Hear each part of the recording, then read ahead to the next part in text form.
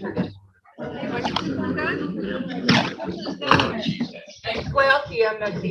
Ishqualawin, Quantasilam Nala. We respectfully acknowledge that we're meeting on the traditional ancestral lands of the Coast Salish people where we live, learn, and play. Adoption of the agenda, please. Moved by Trustee Jones, seconded by Trustee Thorne. All those in favor? Thank you. Minutes of the January 3rd open board meeting of the Board of Education. Adoption minutes of January 3rd open board meeting. Moved by Trustee Jones, seconded by Trustee Thorne. All those in favor? Thank you. Now it is my honor this evening to recognize somebody from our district, a parent. So the Board of Education would like to recognize tonight Anita Carroll. Anita was involved with the school district's successful application for a Variety BC school grant to match local fundraising up to $10,000 in the 2022-2023 school year in order to purchase 2 mobility bikes. We'd like to recognize and thank you, Anita. You have helped lead the way in the school district getting these 2 trail bikes. These mobility bikes will prove students who have mobility, heart, or lung concerns. They'll give them the opportunity to participate in runs, hikes, field trips with their peers.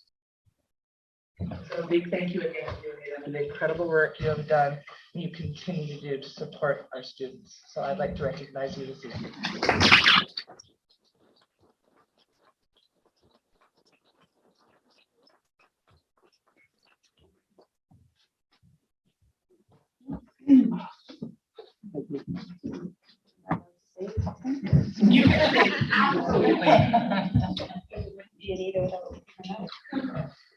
Thank you for this. This is very thoughtful, and it's not expected or required because I'm a bit emotional. Doing this kind of work is about supporting the kiddos in our school district.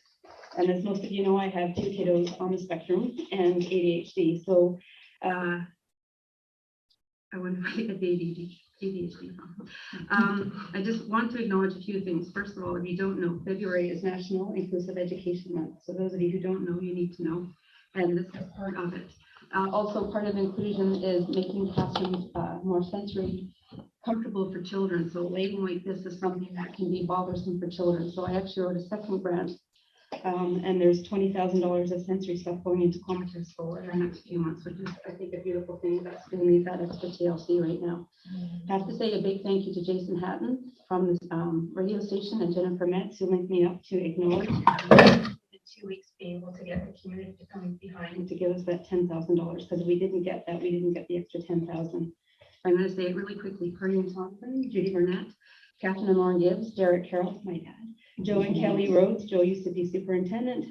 Devin and Jennifer Lawrence. Devin is the teacher for Fit at Quam.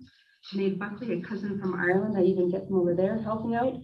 Pax, Deepak gave us a beautiful donation. Mount Provo, Couch and Secondary, Steve-O, QP 5101, McNabb Karen, Dairy Queen, Inclusive Education out of this building, 360 Comfort Systems, and Palm Shack Snack Shack, which are the kiddos who fundraise through their thing at home. Funny timing that 4 years ago, I think there was a picture taken here for Nourish Couch and work doing the same thing. It just came up on my feed, so funny thing. Variety Kids there in a couple of weeks will be happening on Global TV, 23rd to the 26th. And you can see this young man being interviewed and taken at Mount Suhailem. So for those of you who don't know, Quamachu School does monthly school runs. They do a hike up the mountain, and then there's outdoor activities, and those bikes are available for kids in the whole school district. So if there's any child in any school who needs the support to be included to enjoy the outdoors, it's there for all of them to enjoy. So thank you. This is not a necessary thing. It's very thoughtful. It's very humbling and embarrassing at the same time. What do we do as a community to make a difference? So thank you very much. Very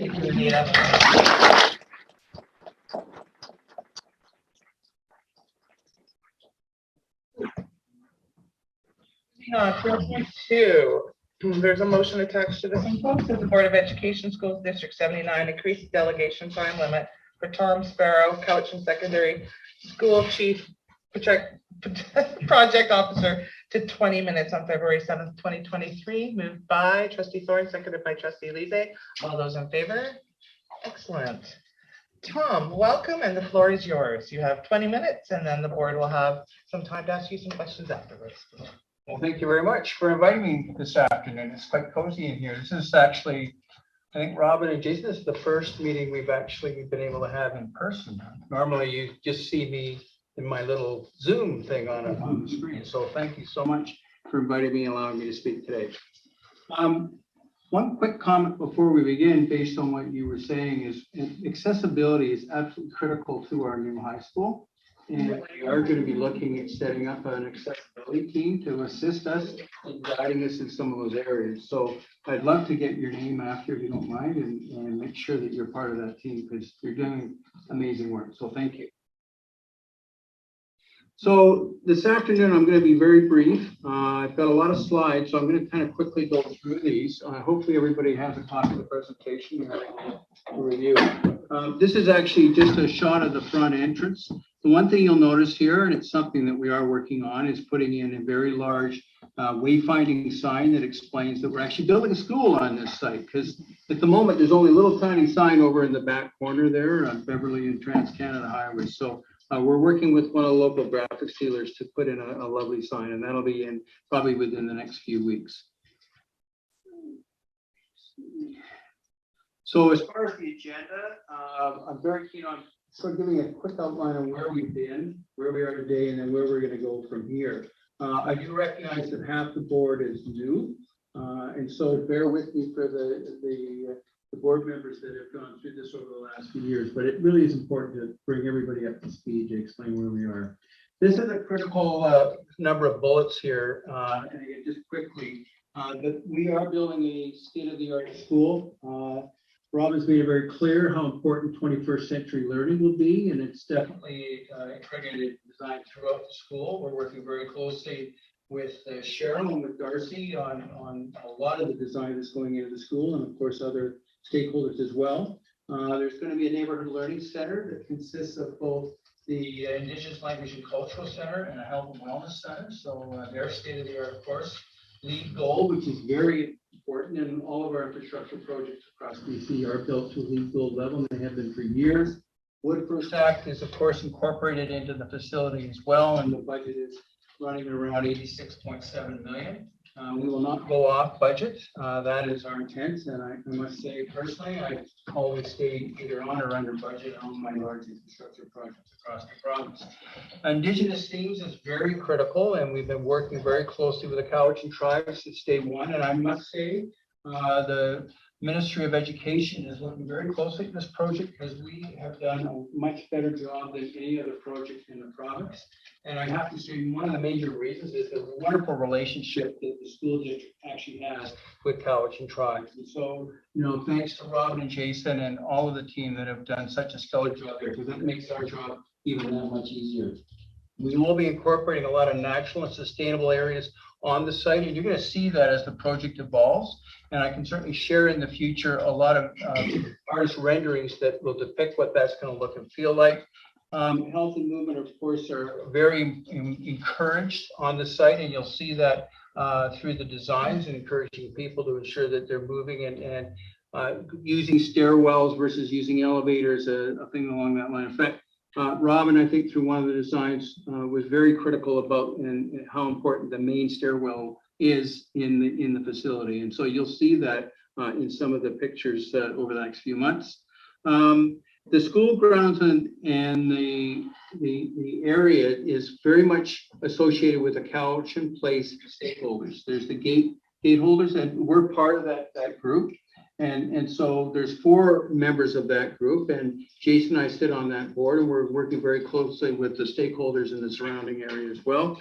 And as I mentioned earlier, 21st century learning is critical.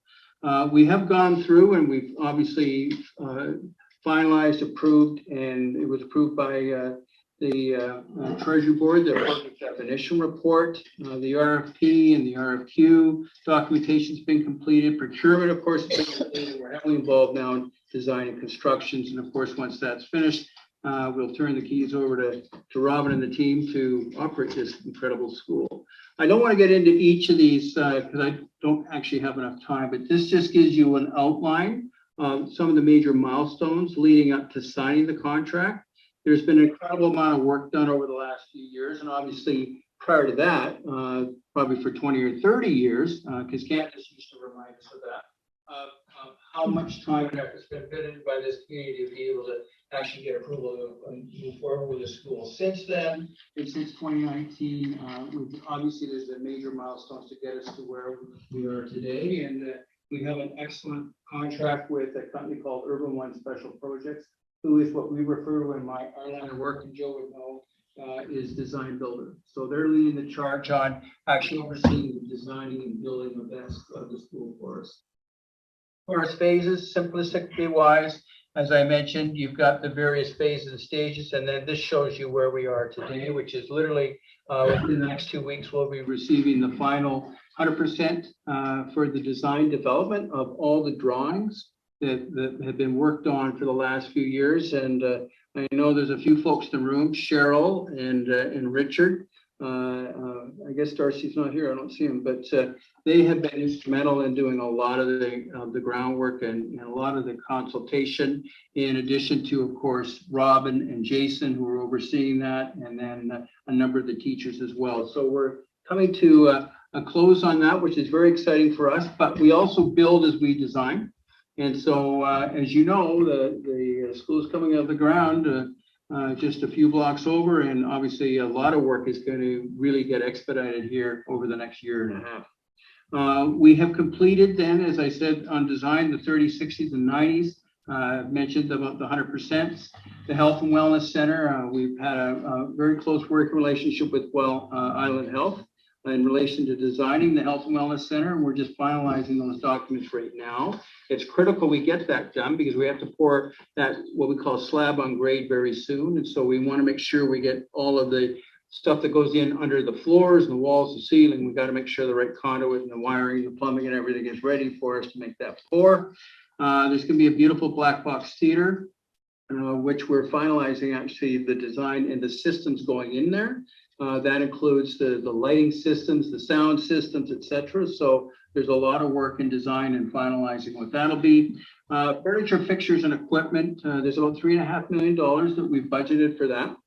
We are going to be bringing in some of the older equipment from the existing school. We've actually had people go in and evaluate the state of those pieces of equipment, and the ones that we can move over. We're going to save the school district some money and move that over. But obviously, there's still a significant amount of equipment that needs to be purchased. And we just actually contracted an equipment coordinator that's going to assist in doing that. The last on this list is compliance.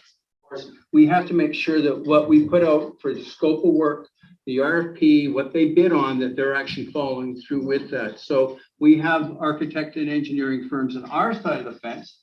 HDR is leading the charge there. That are ensuring that they're meeting our statement of requirements, which is absolutely critical. There's a lot of work being done in that area.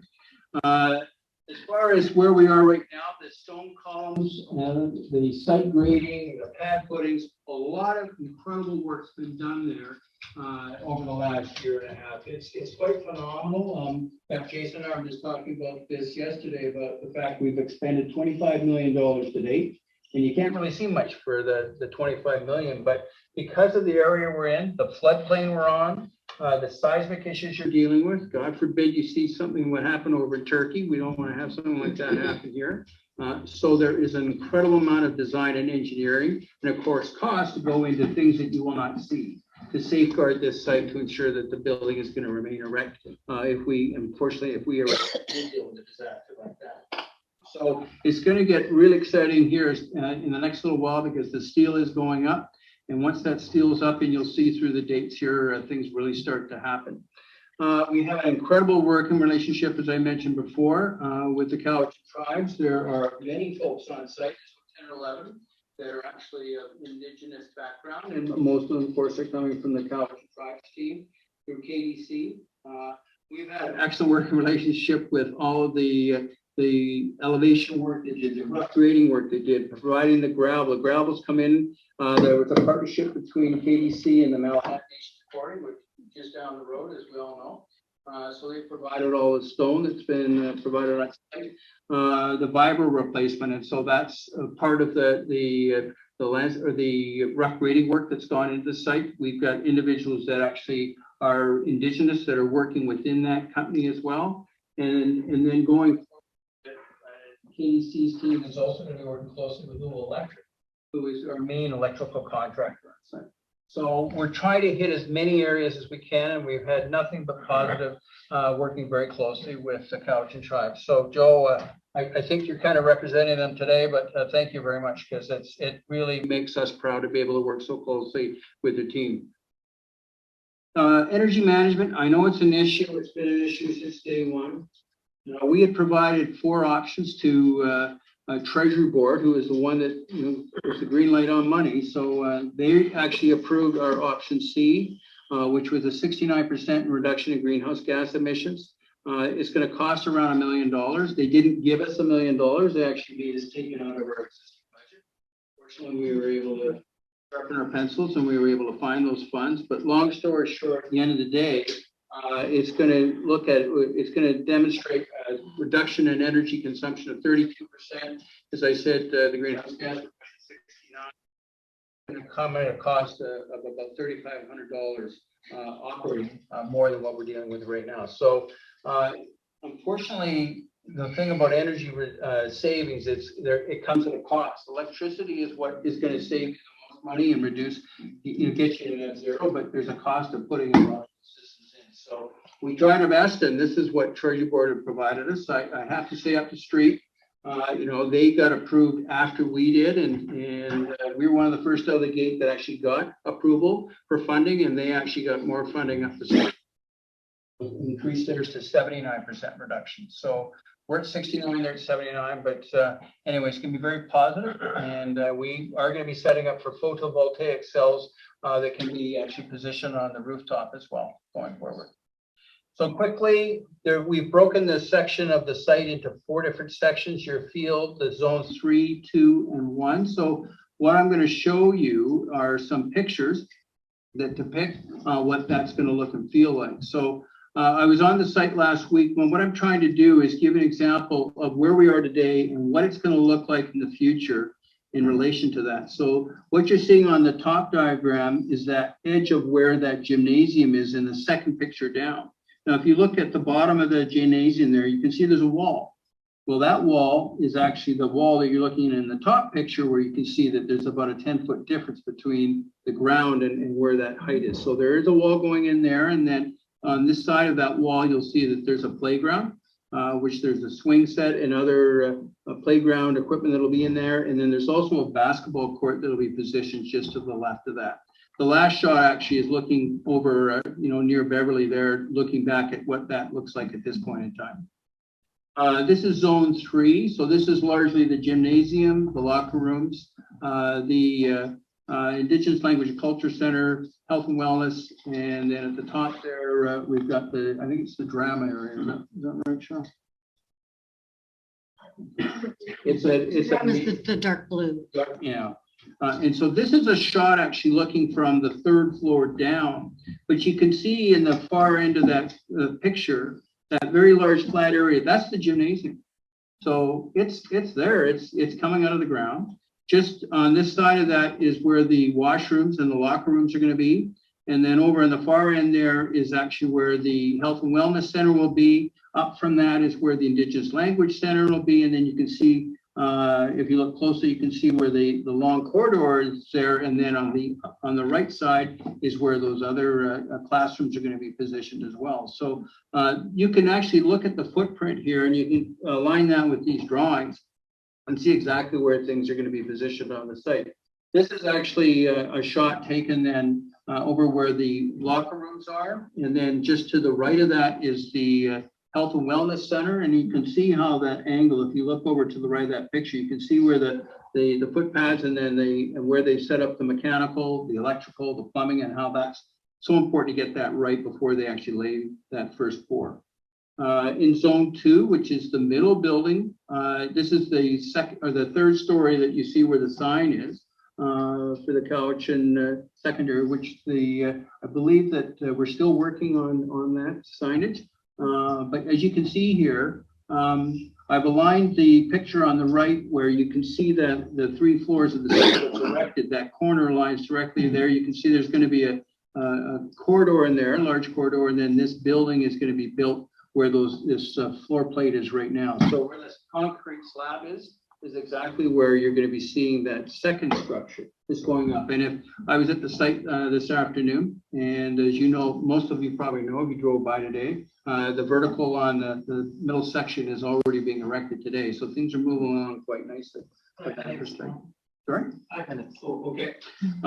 This shot is actually looking down from the 3rd floor into that zone 2. And then you can see exactly where the administration is on the front entrance there. And then back over in the far corner there is the health and wellness center. Zone 1 on the 1st floor, this is where there's going to be a lot of the industrial classrooms are positioned. This is food in the far corner. And then you'll see the other industrial sections, wood. And then there should also be automotive that'll be positioned up on the north part of that drawing. So this is what it looks like on the 1st floor right now. On the 3rd floor, which you'll see in this next shot, this is where the concrete has actually already been poured. We're getting our concrete from Surespan, which is just down by the racetrack there. And the concrete, from what I've been told by the folks, it's been passing inspection with no issues whatsoever. Providing the right concentrate. And the other thing you run into with these big projects is the finishing work. And we've got a team out of Nanaimo actually that have come down, and quite honestly, they've done a much better job than what we had at Violin Reporting and Camera River when I did the hospitals there. So we're very pleased with how that's coming out. This is a shot looking the other way on that 3rd floor. So if you actually look at where that outdoor balcony is, if you look over in the far corner there, you can see where that balcony is actually positioned. So you can actually align the classrooms with where the balcony is and where the columns as well.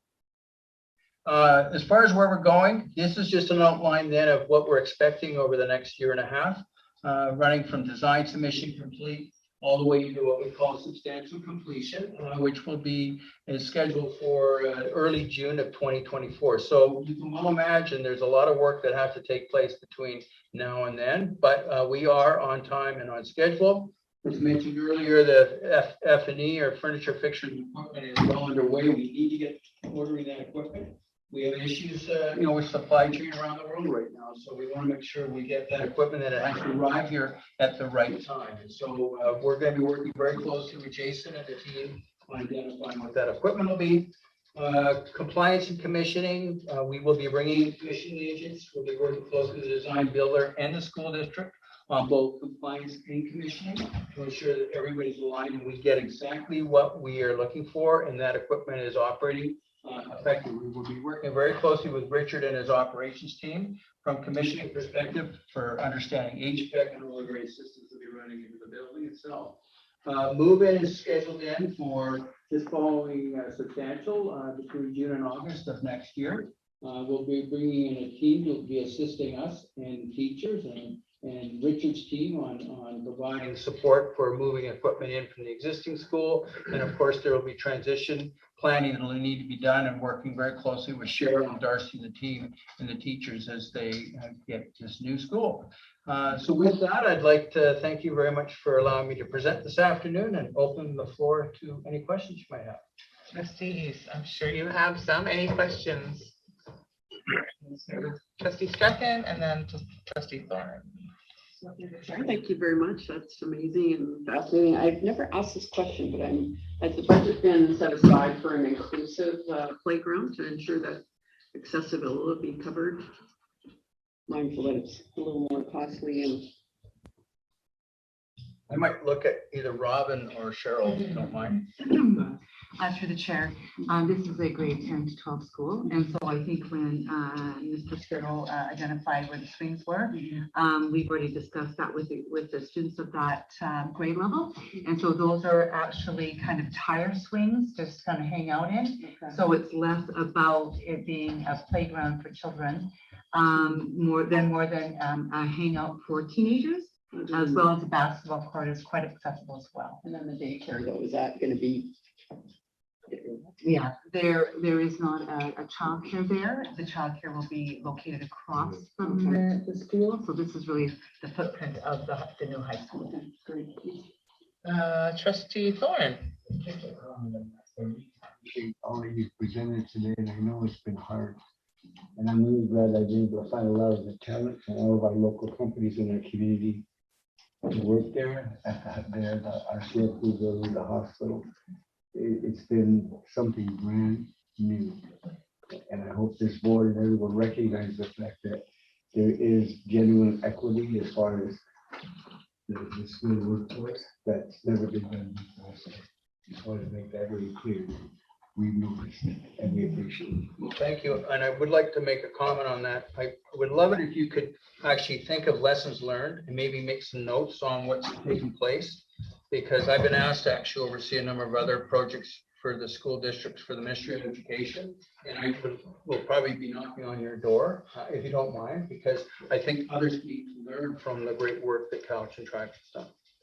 It's more like Equanasilo Nala, Nimokwa, the college and Tamo College Communities territory. Thank you. Yeah, I think this project is groundbreaking in so many ways, and it's very exciting to see it now really move along. I'm curious about so you mentioned there'll be allowance for photovoltaic cells on the roof. And would that also include, like down the road, an allowance for a rooftop garden or a green roof or anything like that? We looked at that. There will be some gardens that will be positioned on the roof in some of the balcony areas. So that's already in play.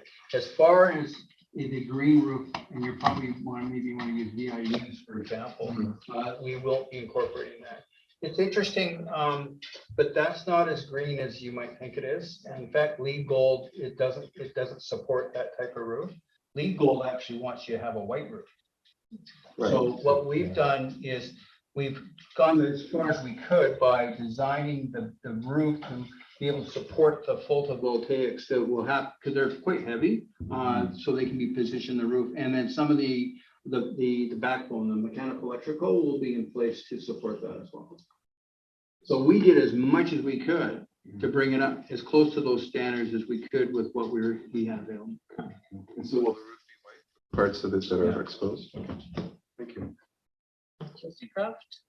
Well, I'm just so impressed with all the local and regional connections that you've incorporated into the process, whether on consultation or implementing contracts and all those things. So I was just wondering if you could tell me a little bit about the history of the outreach in terms of local sourcing. Did you meet businesses or organizations, or just how did you get started down that road? Well, this is going back quite a few years ago.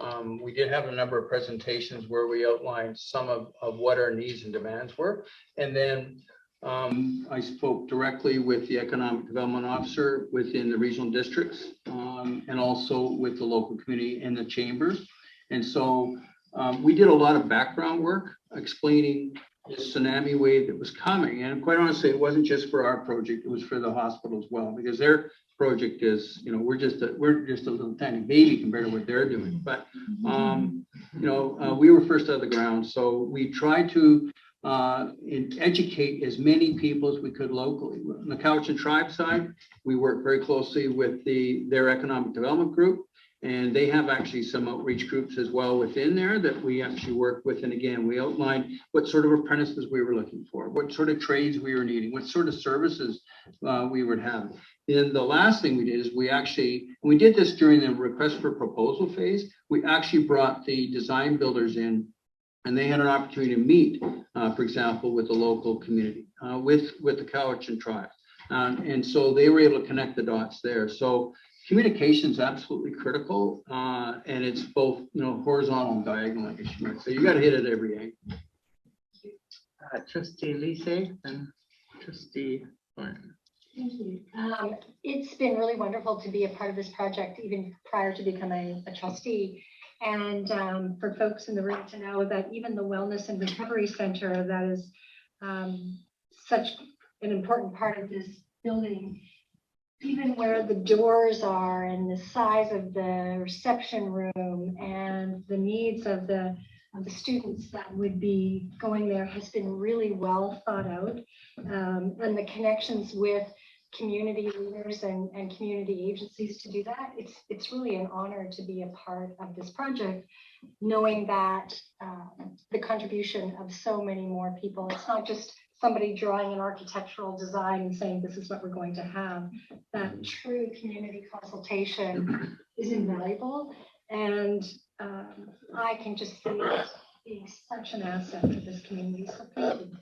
You're welcome. I think the key point that I've learned through that was confidentiality.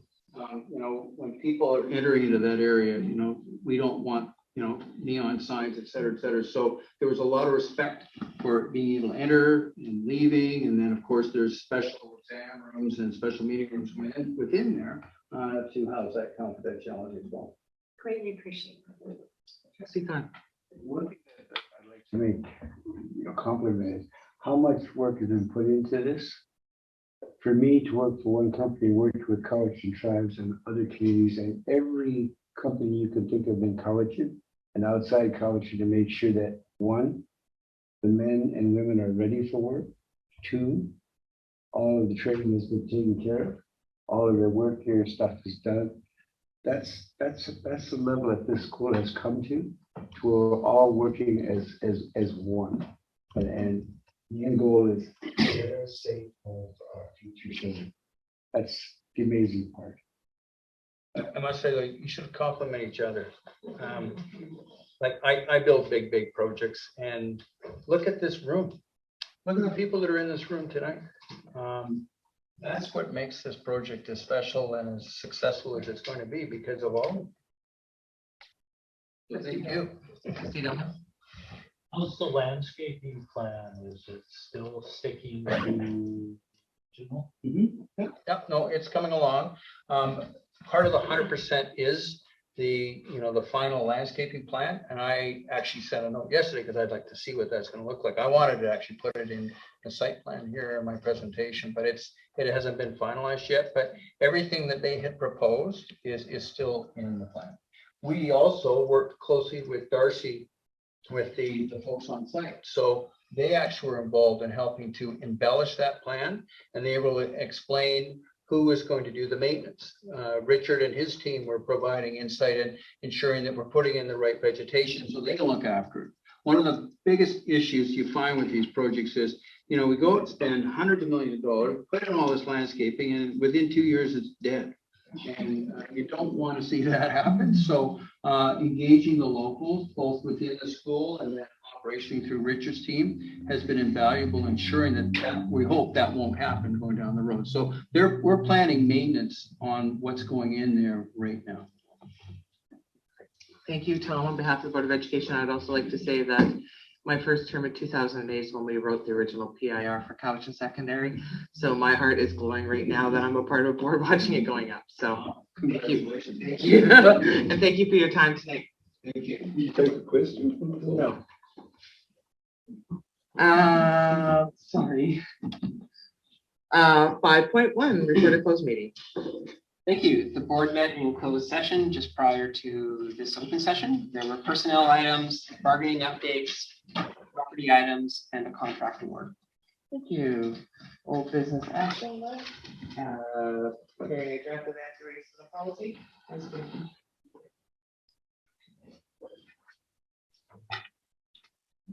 7.1, superintendent.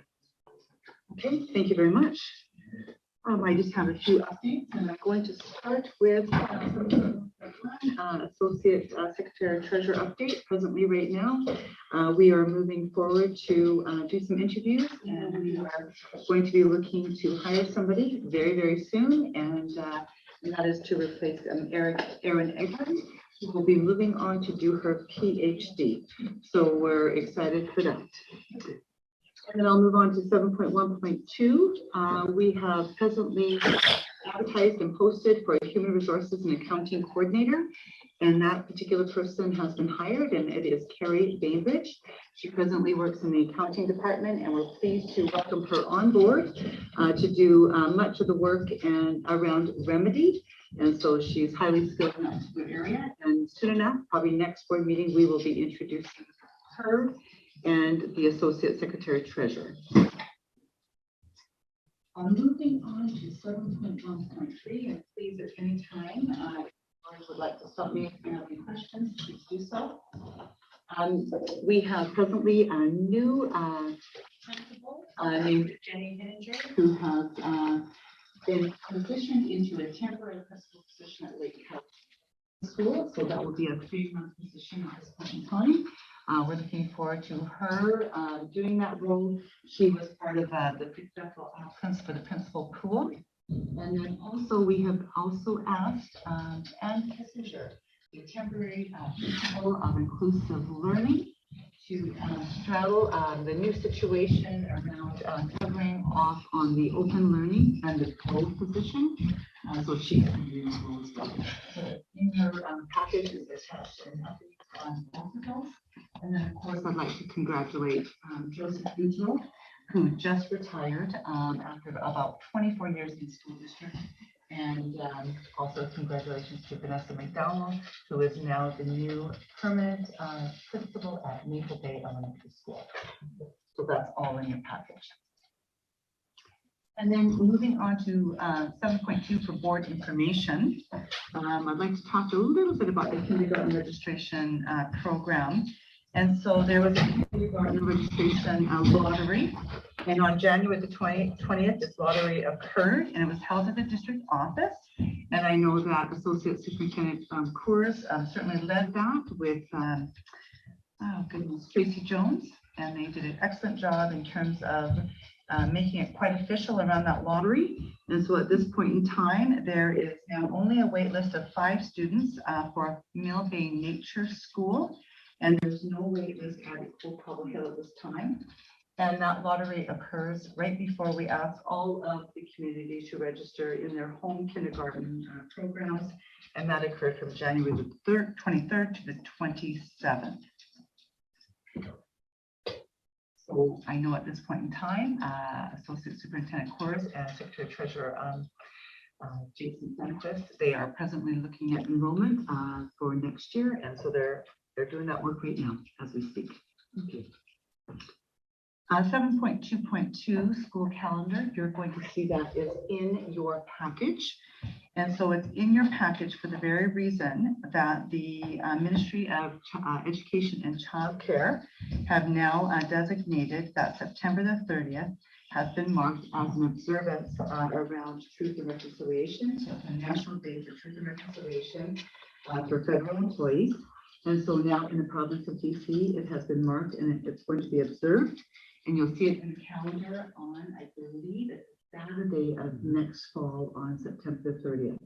We don't know what the details around that observation will be, but at this time it has been earmarked as such. So that's a new part of our calendar, which then makes it official for the Ministry of Education and Child Care. And then I'm going to move on to a larger report. And so I'd like to just start by acknowledging our beautiful school secretaries out there, because during this time of year around kindergarten registration, they are busy people, because not only do they support all of the children and the parents and the staff in their roles and do a number of various things, they also have to do the registration for kindergarten. And so we would like to acknowledge all of the elementary school secretaries out there and doing the work around that amazing work that they do, because I know that they're welcoming new parents, and it's that first stop by parents and the kids when they meet the secretary in the school and how they feel about their school and going to that school. So exciting work on their part. And then I'm going to move on to skills and careers update. So Skills Canada regions for Gravity Car and Sumo Bots are coming up. So on February the 2nd, the district hosted the Skills Canada regions for Gravity Car and Sumo Bots at the Vancouver Island Motorsports Circuit.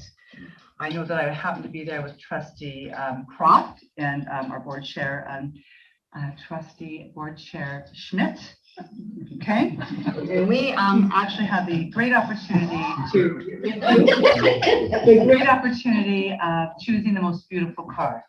And so we were in agreement on that most beautiful car, and so that was a great opportunity for all of us. And so during recent weeks, over 2,000 student gravity cars raced and narrowed down to the top 150 cars. And the top 150 cars competed at the motorsport circuit to determine the fastest car. All right, moving on to Find Your Fit. And I believe that Trustee Suso, you are going to involve yourself there. And so on February 9th and 10th, Find Your Fit is coming to Bonner Elementary. The Find Your Fit tour is a fun, interactive event that helps students discover and explore careers, from a nurse to a technologist to a carpenter, getting hands-on experience at up to 16 different stations. All elementary schools in South End will be invited to attend. Moving on, grade 7 Try a Trade. The grade 7 Try a Trade is in full swing at Cowichan Secondary. During 2 half-day hands-on sessions, students build a small bathroom. Students learn how to wire a light fixture and switch, frame a wall, plumb a sink, and install flooring. So you can see that there's a number of things happening in careers across the district. Moving on to the Catalyst update. District chess tournament. We have the district chess tournament coming up March 8th at George Bonner again from 8:30 a.m. to approximately 1:30 p.m. There are 3 categories: grades 2, 3, grade 4, grade 5, grade 5, 6, and 7, and grades 8 through 12. And it will be a whole day event with the schools eligible to bring 2 students per category. And so that's Catalyst. And for those of you who don't know what the Catalyst program would be, it would be a way of providing a number of opportunities for students who want to enhance their learning across the district. The next opportunity we have is the Young Authors. We are planning a Young Authors for May. At this time, we are hopeful that we can secure the Chemainus Theater, but they have to confirm some details. If we can't do that, we are hoping for a lecture theater at Cowichan VIU campus. And choice 3 is a virtual conference with some local authors providing feedback from our own young authors, and more information to come. Youth Mental Health Symposium. We are very keen to provide a youth mental health symposium. We are thinking that if we focus our working time together to review school goals from the social emotional learning and mental health learning plans, we can identify trends and provide some leadership opportunities for students to support common language, accessibility, and empowerment around some of the planning goals. The aim for this event is spring 2024, with planning to support an annual occurrence. As I move on, there's so many things happening in the district. It's really so many things. So I'd like to just share the Catalyst mission statement: to promote and support opportunities for students across the district with common interests, to encourage and inspire each other for the purpose of personal growth and community building. Some of the values: equity, diversity, culture, community. The belief statement: all students have the right to opportunities that are diverse, unique, and bring joy and value, like the spark.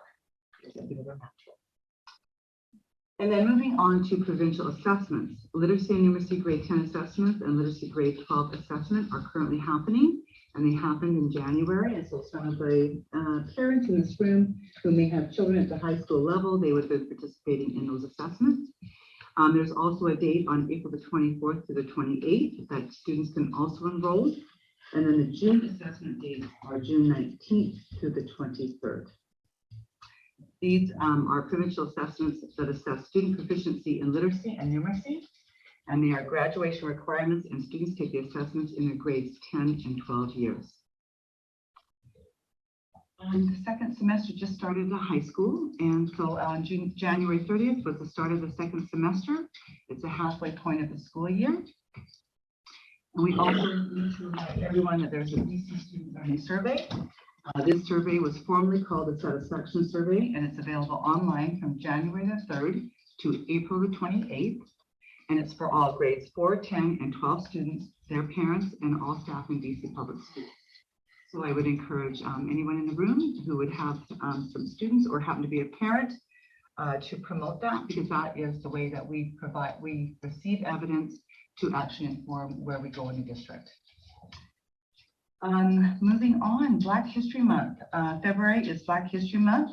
I'd like to thank the staff for recognizing this particular month and for teaching our students the importance of respect, inclusion, and honoring diversity.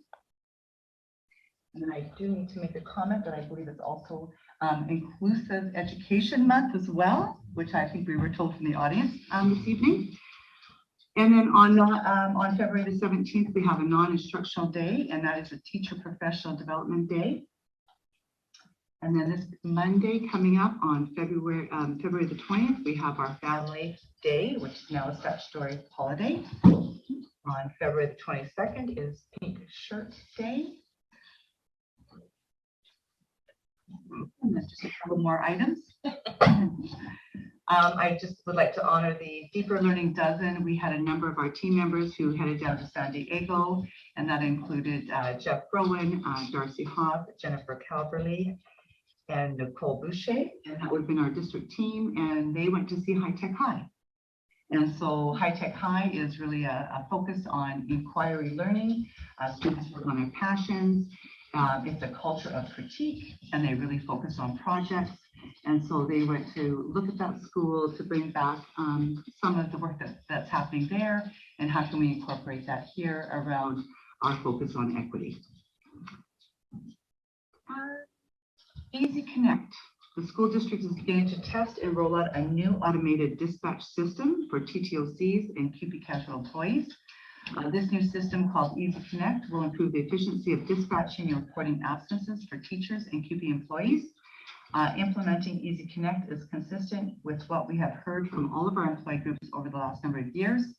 And this modern dispatch tool will improve staff experience in both reporting absences and accepting all on-call work. So we're looking forward to that. And I know that was a big endeavor on the part of HR and also Glenn Posey, who really works around technology in supporting that.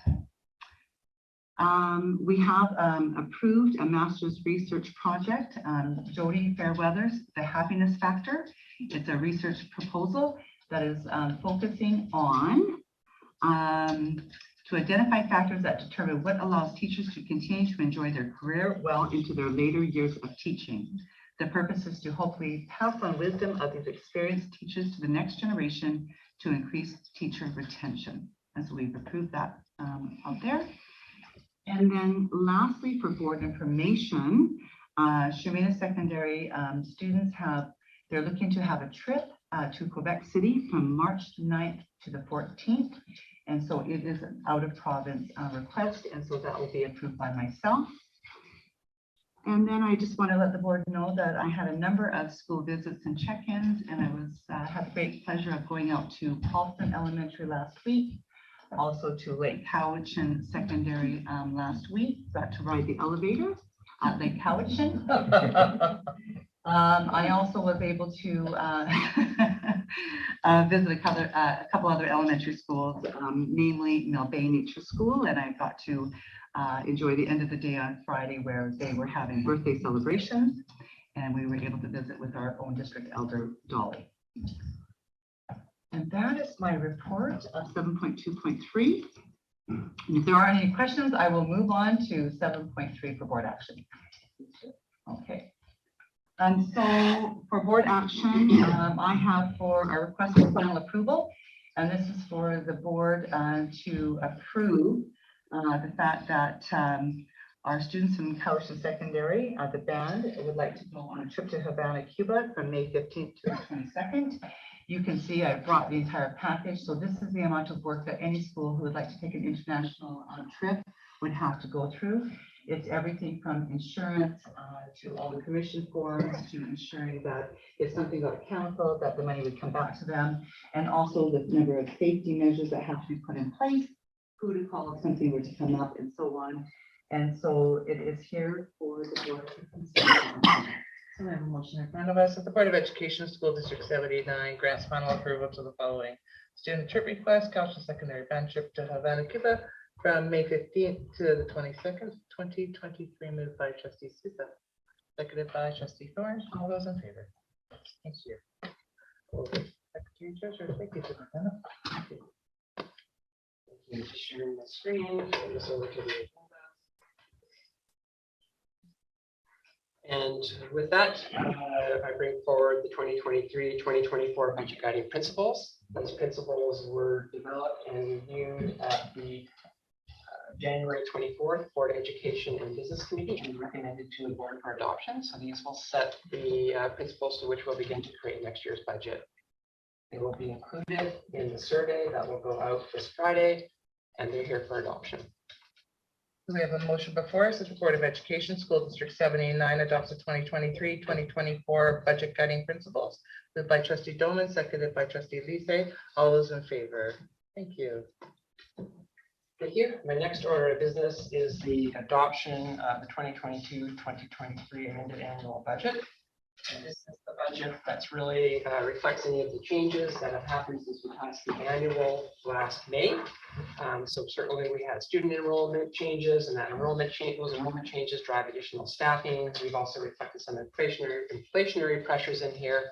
We reviewed those changes at the January board meeting, as well as the January 24th Board Education and Business Committee. So I'll bring you to the bylaw. The bylaw is in the amount of $117,867,574. It is made up by the various components of the budget. In the operating budget, just under 97 million, 144,000 that we're transferring from operating to the capital fund. Special purpose funds, those are funds that come to the board with restrictions on them as to how they may be spent. That would include the major one in there would be the costume enhancement fund. You'd also find community link, and you would find the annual facilities grant. And from those funds, we also buy some capital, where you see $391,000. And then the capital fund, which is the amortization of past capital purchases. So this budget was recommended from the January 24th for adoption, and will become the starting basis as we begin to create the 2023-2024 annual budget. And thank you for this work, and also thank you for educating our partners on our Budget 101 course at the last BEBC meeting. I think the budget makes a lot more sense to everybody now. So we have recommendations, several in front of us. So that the Board of Education of School District 79 Cowichan Valley gives first reading to the 2022-2023 amended annual budget in the amount of $117,867,574. Moved by trustee Sousa, seconded by trustee Thorne. Any discussion? All those in favor? No discussion. Oh, sorry. Moving on, that the Board of Education, School District 79 gives second reading to the 2022-2023 amended annual budget in the amount of $117,867,574. Moved by trustee Lise, seconded by trustee Thorne. All those in favor? And finally, one, two, three. That the Board of Education of School District 79 Cowichan Valley consider three readings of the 2022-2023 amended annual budget in the amount of $117,867,574 at this meeting. Moved by trustee Doman, seconded by trustee Croft. All those in favor? Thank you. That the Board of Education of School District 79 gives third and final reading to the 2022-2023 amended annual budget in the amount of $117,867,574. Moved by trustee Sousa, seconded by trustee Lise. Any discussion? All those in favor? Thank you, everybody. Just note that the budget is the budget at a point in time. It's always dynamic, it's always changing, changes with staff complements, it changes with wages. And so this budget does not yet reflect the funding or expenditures related to the collective agreements that have been settled for this year. We have received funding for the teachers and exempt staff, and we're just going through the process of determining how our expenditures will match to that funding. So there's really in the background going to be amended budgets that we're going to need to do in order to track our progress towards the end of the year. But this is the budget as it existed on January 24th and is required to be submitted to the ministry this month, which is why it's here for you. Thank you. The next item that I have is in regards to policy 1, foundational statements. So it's brought to our attention that policy 1 of the board, I'm just going to bring it up here. Is a bit out of date to the board's strategic priorities as well as our logo.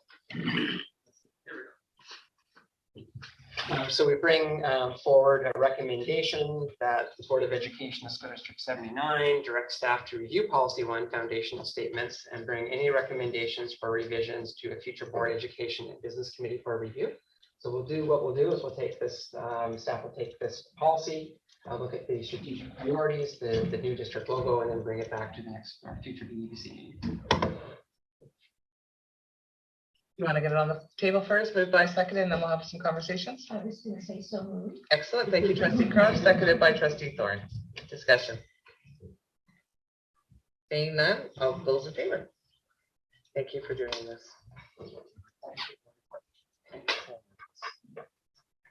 Moving on to committees and outside organizations, 9.1, that the Board of Education of School District 79 receives the highlights from the January 12th, 2023 DSAT meeting, moved by trustee Thorne, seconded by trustee Lizet. All those in favor? Thank you. Highlights from the January 17th, the Board of Education of School District 79 receives the highlights of the January 17th Advisory Committee meeting, moved by trustee Croft, seconded by trustee Thorne. All those in favor? Minutes of the November 22nd BEBC meeting that the Board of Education of School District 79 receives the minutes of the November 22nd, 2022 BEBC meeting, moved by trustee Sousa, seconded by trustee Thorne. All those in favor? Minutes of the January 19th DPAC meeting that the Board of Education of School District 79 receives the minutes of the January 19th, 2023 DPAC meeting, moved by trustee Croft, seconded by trustee Strachan. All those in favor? Thank you. With upcoming meetings and events, is there anything missing on those? And also trustees, Vista Spring Branch meeting, just please let Claire know if you're going to be in attendance, please. And also that trustee Croft will be heading up to provincial council. I hope you all have read your PC stuff and given her any feedback. I'll send them a note. Also requesting feedback. Please do. Yeah. Anything else missing on our schedule? Hearing nothing. Excellent. No correspondent, no news business. So question period. I'd like a motion to adjourn, please. Moved by trustee Lizet, second by trustee Doman.